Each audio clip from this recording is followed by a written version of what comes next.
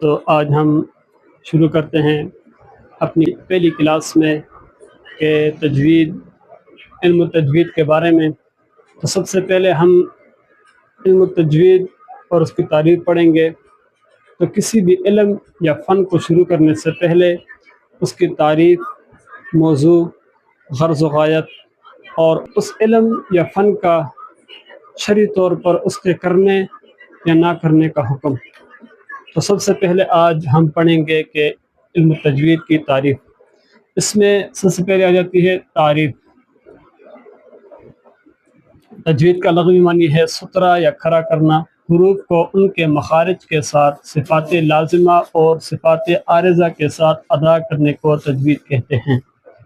یہ آگے ہمارے پاس علم التجوید کی تعریف، اس کو یاد کر لے کہ تجوید کا لغوی معنی ہے سترا یا کھڑا کرنا، حروف کو ان کے مخارج کے ساتھ صفات لازمہ اور صفات عارضہ کے ساتھ ادا کرنے کو تجوید کہتے ہیں۔ تو آگے ہم پڑھیں گے کہ صفات لازمہ یا صفات عارضہ کون سی ہے، یا حروف کو ان کے مخارج کے ساتھ کیسے ادا کیا جائے گا، یہ آگے ہم پڑھیں گے۔ تو دوسری چیز ہمارے پاس آ جاتی ہے موضوع، کہ علم التجوید کا موضوع کیا ہے۔ علم التجوید کا موضوع حروف تہجی ہیں۔ علم التجوید کا موضوع حروف تہجی ہے۔ حروف تہجی کسے کہتے ہیں؟ الف سے لے کر الف سے یا تک، یہ ہمارے پاس کیا ہے؟ حروف تہجی ہے۔ الف سے لے کر یا تک ان حروف کو حروف تہجی کہا جاتا ہے۔ اب تیسری چیز ہمارے پاس آ جاتی ہے کہ اس کی غرض و غایت کیا ہے، یعنی علم التجوید کی غرض و غایت کیا ہے۔ تو علم التجوید کی غرض و غایت ہے کہ قرآن مجید کو صحیح پڑھنا، یعنی قرآن کو صحیح پڑھنا، یہ اس کی غرض ہے۔ علم التجوید شرعی طور پر ہر مسلمان مرد اور عورت پر حاصل کرنا فرض عین ہے، اور کتابی صورت میں یہ علم حاصل کرنا فرض کفایہ ہے۔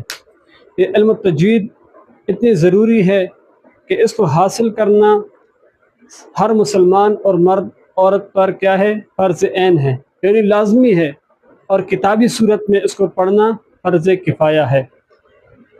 اور اس کے بعد رب قرآن میں فرماتا ہے کہ الذین آتیناہم الکتاب یتلونہ حق تلاوتہ، جن لوگوں کو ہم نے کتاب دی وہ اس طرح اس کی تلاوت کرتے ہیں جس طرح اس کو تلاوت کرنے کا حق ہے۔ اسی طرح ایک اور مقام پر بھی رب فرماتا ہے کہ ورتل القرآن ترتیلا، قرآن کو ٹہر ٹہر کر ایک حرف کو دوسرے سے جدا کر کے پڑھو۔ تو یہ قرآن کو ٹہر ٹہر کر پڑھنا، یا ایک حرف کو دوسرے حرف سے جدا کر کے پڑھنا، یہ ہم کس طرح اس کی پہچان ہمیں کس طرح حاصل ہوگی؟ یہ تب حاصل ہوگی جب ہمارے پاس یہ علم التجوید کا علم ہو، ہم اس کو جاننے والے ہو، تو تب ہمیں یہ علم حاصل ہوگا اور ہم قرآن کو قرآن کے بتائے ہوئے طریقے کے ساتھ پڑھیں گے۔